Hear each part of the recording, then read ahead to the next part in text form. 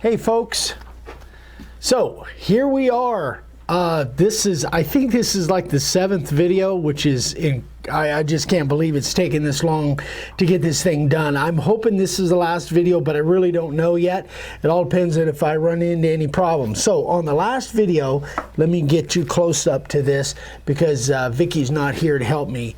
So that's what that resin sawdust paste kind of looks like. So now the next step is I've got to sand it some more. So I've got to sand all that down with I'm just going to use my disc sander. I did one spot right there in that corner and it looks pretty good. So I'm going to set up right now, come around to that side of the bench so you guys can see what I'm doing, and I'm going to do some more sanding and you can see how it's going to come out. We'll be right back.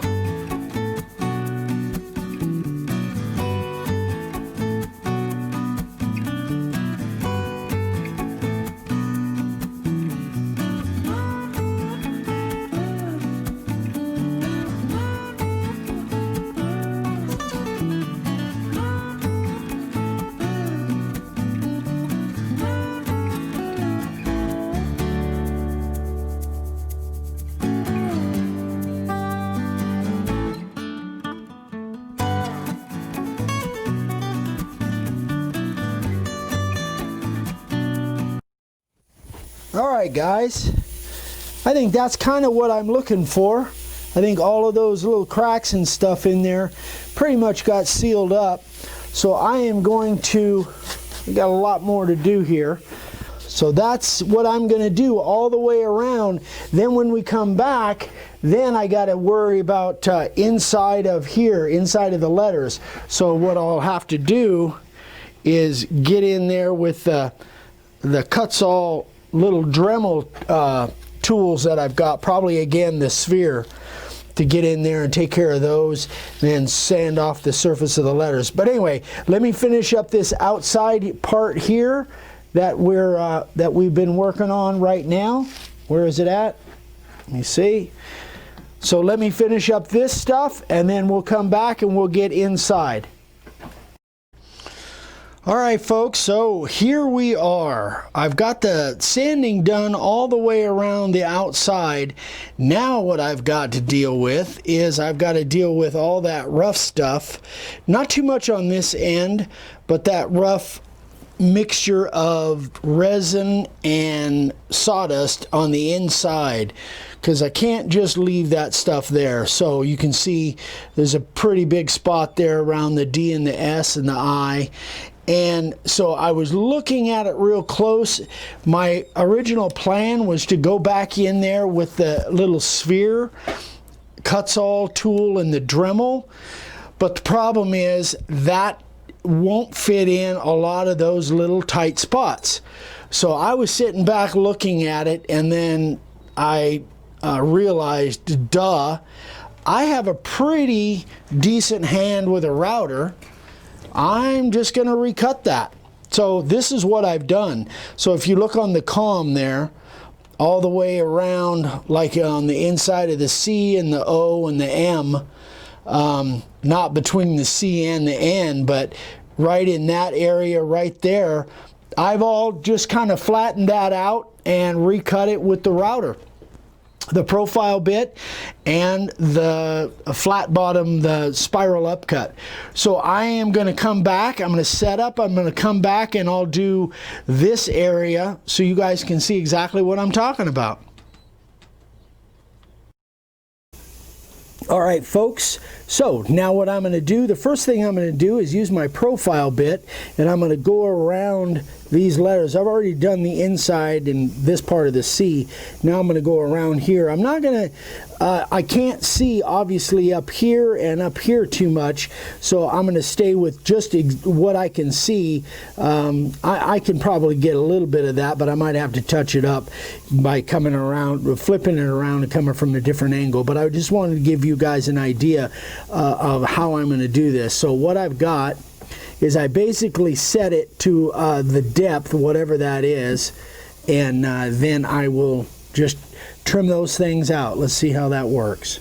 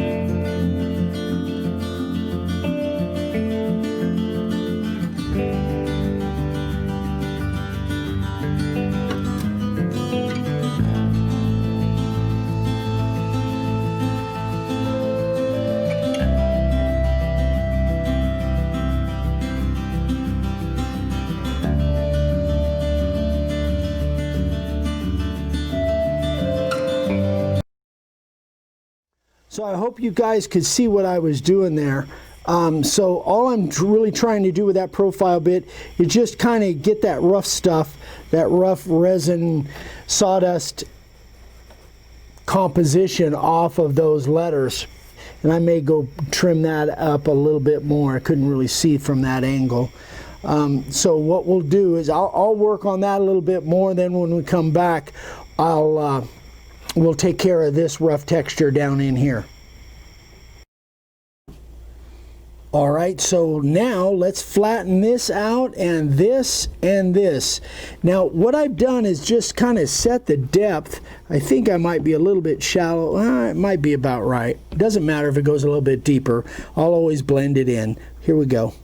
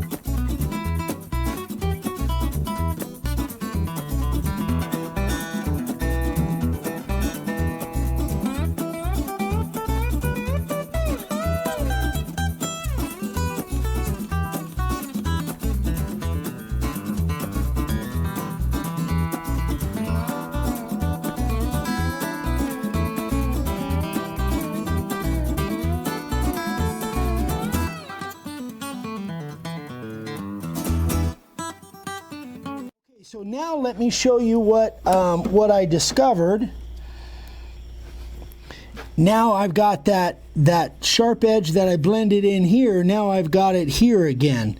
And what I did find is that, you know, I've been using the Kutzall, but I should have ordered myself one of these from Kutzall. This is actually a saber tooth tool that I've had for quite a while, and what I really need is one of these in the Kutzall brand, but I don't have it. I didn't order it, so I don't have it. But this thing works pretty good.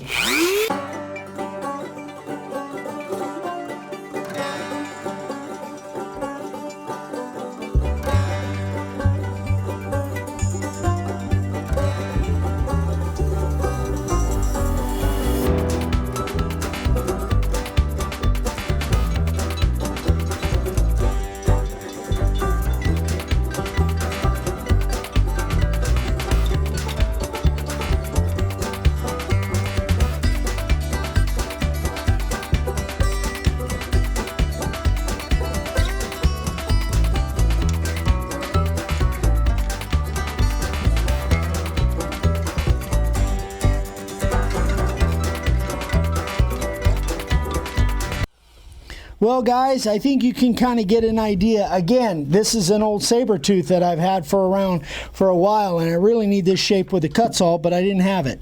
So I am going to go ahead and do the rest of everything. You guys can kind of see what I'm doing here. I'm going to do the rest of the sign. And then when we come back, I really want to get on this video. I really want to get into the pour. So we'll be back hopefully on the next scene, and we'll be pouring some resin. All right, folks, here we are. I've got all the sanding done, finally. This has been quite a challenge, and I'm not done yet. So what I've done, now we're going to pour some penetrating epoxy. What I've done is on the back side, I've completely covered it with tape because I just don't want that stuff. The penetrating epoxy, as you will see, if you haven't seen it already, the penetrating epoxy is super thin, like water. And so I don't want anything draining all the way through. So I'm going to try a coat of penetrating epoxy. This is the Total Boat 2-to-1 penetrating epoxy. So I'm going to do, what do we say, 6 and 3 for a total of 9 ounces. And it, again, it's so light, so thin that it goes on like water. So I'm going to mix that off camera, and then when we come back, we'll put it on there. All right, here we go.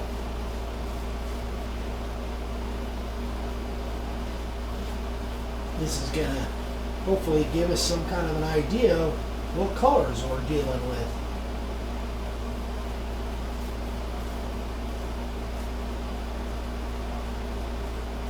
So the idea here, guys, is I want to, you know, Vicki and I have been through so many different things where we kind of rush through a process, and because of that, we end up making mistakes where we got a lot of issues with bubbles and that kind of stuff. So what I'm trying to do is just lessen that likelihood as much as I can. You can't ever, well, I don't know, at least us, we can't ever prevent it completely, but what we're trying to do is learn from experience so that we give ourselves the best chance not to have to deal with a bunch of bubbles and issues later on when we put our flood pour on. Now, could I just get by with just putting, you know, Czar on this thing or whatever? Yeah, I could, but I really want the resin look. I just do. So I kind of, again, apologize for this going on as many videos as it has. Vicki can't stand it.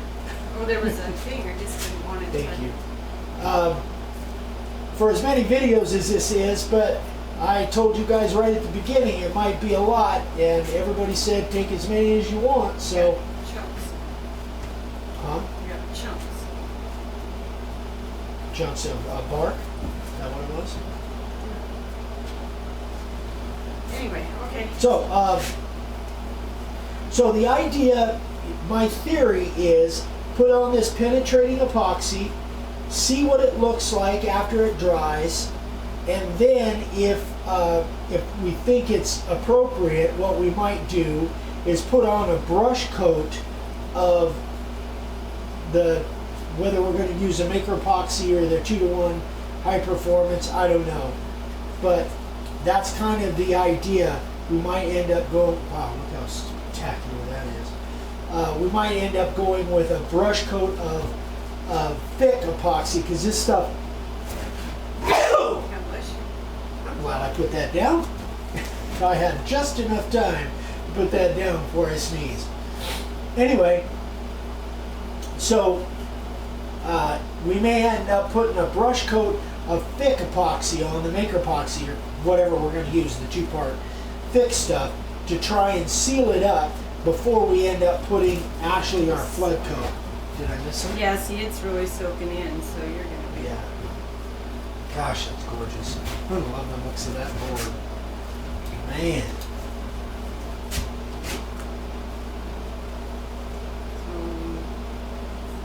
Huh? Yeah, okay, I'm sorry. I'm admiring the grain of this board. All right, so let's, we're gonna shut it off right there, because I wanna try and, I'm gonna let this thing dry. We're gonna come back and we're gonna see what it looks like and see if we need to put a brush coat of epoxy before we do our final pour. So when we come back, this will be dry and you guys will see what it looks like. All right, you guys, you know what? We are running long. It is right now, it is like Friday evening. We're getting ready to go live here pretty quick. And if I'm gonna make this for Monday's video, there's just no way we can get this all in on this video.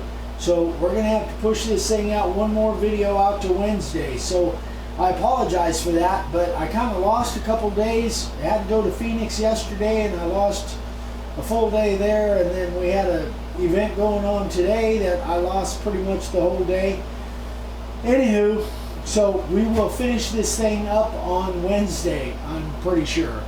Anyway, I'm super happy with the way it is. So this has got just the penetrating epoxy on it right now. And I think on Wednesday, I think the next step, we'll be putting a brush coat of the thick maker epoxy, or the 2-to-1 high performance, but one of the thick epoxies. We'll put that on there and see if we can seal it up, and then we'll put our flood coat on after that. Anyway, thanks for sticking with me on this one, guys. I know it's a long process, but I'm just not going to rush it. I'm going to take my time on it. So I'm hoping that this is all useful for you guys. And thanks so much for watching. We love you. If you haven't subscribed yet, we'd love for you to subscribe and click that little bell icon so you get notified when we do a new video, which is a lot.